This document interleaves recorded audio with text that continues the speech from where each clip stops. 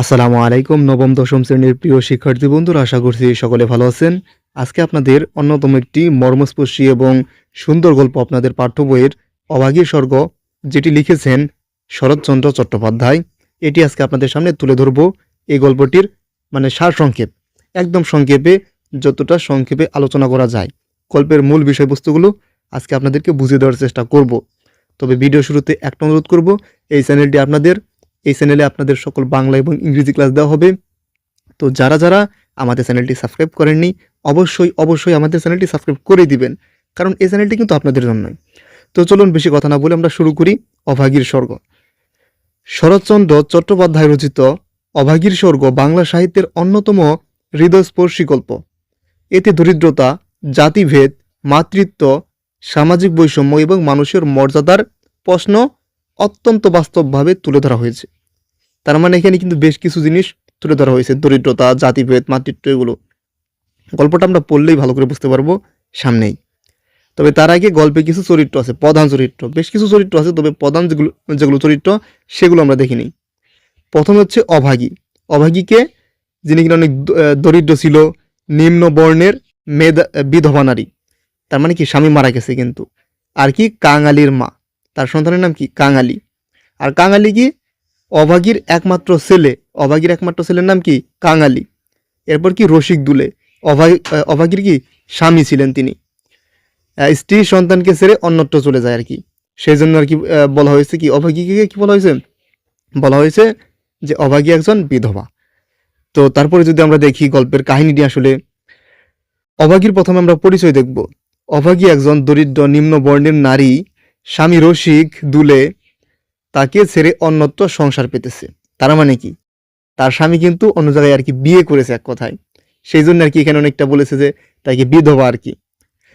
তাই অভাগী তার একমাত্র ছেলে কাঙালিকে নিয়ে চরম দারিদ্র্যের মধ্যে জীবনযাপন করে।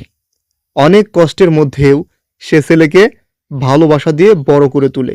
সাধারণত আমরা তাই দেখি, কারণ আপনারা দেখবেন আমাদের সমাজে আর কি এরকম আমরা দেখতে পাই যে বাবারা ছেড়ে গেলেও কিন্তু মারা কিন্তু ছেড়ে যায় না তাদের সন্তান, এবং মারা কিন্তু তাদের সন্তানকে একটু বেশি ভালোবাসে। আমরা কিন্তু এটা দেখতে পাই, আপনি দেখবেন এরকম, আমি বহু এরকম আর কি মেয়ে দেখেছি যে বাবা হয়তো বিয়ে করে ফেলেছে, হয়তো মা মারা গেছে, প্রথম তার সন্তান আছে কিন্তু বাবা বিয়ে করে ফেলে। কিন্তু আমি অনেক মেয়ে দেখেছি এরকম যে বাবা মারা গেছে কিন্তু মা তার সন্তানকে আঁকড়ে ধরে বেঁচে আছে, সে কিন্তু বিয়ে করেনি। তো এটা কিন্তু অনেক আছে, এটা আপনাদের একদম বাস্তব একদম সমাজের চিত্র এটা। তারপর দেখুন, ব্রাহ্মণ গৃহবধূর শবযাত্রা। একদিন গ্রামের এক ধনী ব্রাহ্মণ পরিবারের গৃহবধূ মারা যান। তার শবযাত্রা মানে কি আগুন যে দেয় আর কি, ওই আগুনে দেওয়ার সময় আর কি অত্যন্ত জাঁকজমকপূর্ণভাবে বের হয়। অনেক মানুষ উপস্থিত থাকে, চন্দন কাঠ দিয়ে চিতা সাজানো হয় এবং ধর্মীয় নিয়মে শেষকৃত্য সম্পন্ন হয়। অভাগী দূর থেকে সেই দৃশ্য দেখে। সে দেখে মৃত নারীর ছেলে নিজ হাতে মায়ের চিতায় আগুন দিচ্ছে। এখানে দেখানো হচ্ছে কি আরো একটা ছেলে যে কিনা কি তার মৃত মায়ের চিতায় আগুন দিচ্ছে, এটা বোঝানো হয়েছে। তারপর কি হলো, এই দৃশ্য দেখে তার মন গভীরভাবে আলোড়িত হয়। সে ভাবে সন্তানের হাতে চিতায় আগুন পাওয়া যেন সবচেয়ে বড় সৌভাগ্য। তার কাছে মনে হচ্ছে তার তো স্বামী নেই, এখন তার একজন মাত্র কাঙালি নামে একটা ছেলে আছে। তো তিনি ভাবছেন যে ছেলের হাতে চিতায় আগুন পাওয়াটা কি অনেক বড় একটা সৌভাগ্য আর কি, তিনি এটা মনে করতেছিলেন। তো তারপরে অভাগীর স্বপ্নটা এখানে তুলে ধরা হয়েছে। সেই দিন থেকে অভাগীর মনে একটি স্বপ্ন জন্ম নেয়। সে চায় মৃত্যুর পর তার ছেলে কাঙালিও যেন তার মুখে আগুন দিতে পারে। তার জীবনে কোনো ধন সম্পদ নেই, সম্মান নেই, অন্তত মৃত্যুর সময় ছেলের এই শেষ কর্তব্যটুকু সে পেতে চায়।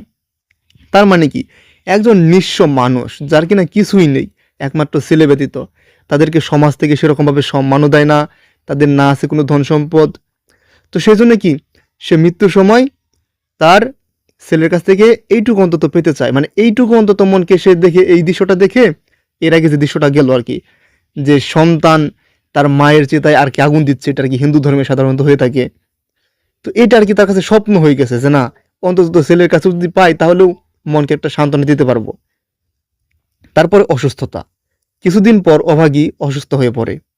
দারিদ্র্যের কারণে তার চিকিৎসা করানোর সামর্থ্য থাকে না। ক্ষুধা, অভাব আর রোগে সে ধীরে ধীরে মৃত্যুর দিকে এগিয়ে যায়। এরপর কি আমরা বুঝতেই পারছি আসলে কোন দিকে যাচ্ছে গল্পটা, আশা করছি বুঝতে পারছেন। আমি কিন্তু একদমই সহজভাবে তুলে ধরেছি গল্পটা, এর চেয়ে সহজভাবে কিন্তু আমার মনে হয় না যে কোথাও তুলে ধরেছে অনলাইনে, এত শর্টকাটে। তো শেষ ইচ্ছা কি, মৃত্যুর আগে অভাগী ছেলেকে বলে সে যেন তার মুখে আগুন দেয়। এই ইচ্ছায় তার জীবনের শেষ আশা। একটু আগে আমরা কিন্তু তাই দেখেছি, কারণ যখন সে দেখেছিল যে একটা দেশে যে তার সন্তান তার মাকে আর কি আগুন দিচ্ছে, সেটা দেখে কিন্তু তার মধ্যে কিন্তু এই স্বপ্নটা জন্মে যে আমার ছেলেও আমার চিতায় আগুন দিবে আর কি, আমার মুখে আগুন দিবে আর কি। তো সমাজের নিষ্ঠুরতা, অভাগীর মৃত্যুর পর কাঙালি মায়ের শেষ ইচ্ছা পূরণ করতে চায়, কিন্তু সমাজের উচ্চ বর্ণের লোকেরা তাকে বাধা দেয়। তারা বলে নিম্ন বর্ণের মানুষের এই অধিকার নেই, এমনকি চিতা সাজানোর জন্য প্রয়োজনীয় কাঠও তারা দিতে চায় না। দরিদ্র ও নিম্ন বর্ণের হওয়ায় অভাগী মৃত্যুর পরও সম্মান পায় না। মানে এখানে বোঝানো হচ্ছে যে সমাজের যে নিষ্ঠুরতা, তারা যে দরিদ্র, মানে টাকা নেই তো কাঠ দিবে কিভাবে, বা তারা নিম্ন বর্ণের আগে আপনারা দেখবেন আগের দিনে বিশেষ করে, এটা আগে লেখা অনেক মোটামুটি হিন্দু সমাজে অনেক বিধিবিধান ছিল, যেমন আপনাদের সতীদাহ প্রথা ছিল, কিন্তু নারীদের কিন্তু স্বামীর সাথে আর কি চিতায় পুড়তে হতো যদি আর কি মারা যেত স্বামী, তো তার সাথে। তো এরকম কিছু অদ্ভুত অদ্ভুত নিয়ম ছিল হিন্দু সমাজে। তো এটা আর কি বলা হচ্ছে আর কি যে তারা নিম্ন বর্ণে বলে তাদের কাঠ দিতে দিবে না, তাদের চিতায় পড়ে দিতে দিবে না। করুণ পরিণতি, অভাব, জাতিভেদ ও সামাজিক অবহেলার কারণে অভাগীর শেষ ইচ্ছা পূর্ণভাবে বাস্তবায়িত হয় না। জীবনের মতো মৃত্যুতেও সে বঞ্চিত হয়। এখানে গল্পের সবচেয়ে বেদনাদায়ক দিক ফুটে ওঠে। আশা করছি বুঝতেই পারছেন আসলে গল্পটিতে আসলে কি বোঝানোর চেষ্টা করেছেন শরৎচন্দ্র চট্টোপাধ্যায়। মানে দরিদ্র জীবন, গ্রামীণ যে সমাজ, তার যে শেষ ইচ্ছা সেটাও কিন্তু পূরণ হয়নি মৃত্যুর পরও।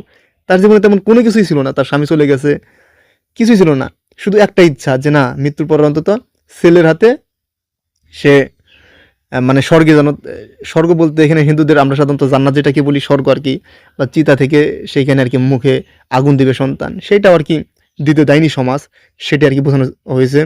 তো গল্পের মূল ভাব, দরিদ্র ও নিম্ন বর্ণের মানুষের প্রতি সমাজের নির্মম আচরণ তুলে ধরা হয়েছে। মায়ের সন্তানের প্রতি নিঃস্বার্থ ভালোবাসা প্রকাশ পেয়েছে। জাতিভেদ ও সামাজিক বৈষম্যের কঠোর সমালোচনা করা হয়েছে। মানুষের প্রকৃত মর্যাদা জন্ম বা সম্পদে নয়, মানবতায়, এই বার্তায় এই গল্পে নিহিত।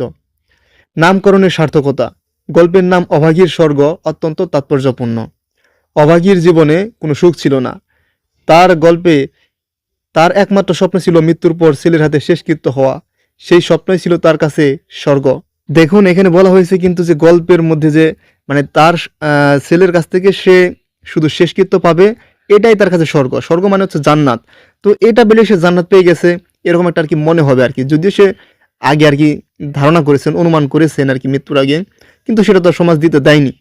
কিন্তু সমাজের বৈষম্যের কারণে সেই স্বপ্ন পূর্ণতা পায় না। তাই গল্পের নাম অত্যন্ত অর্থবহ।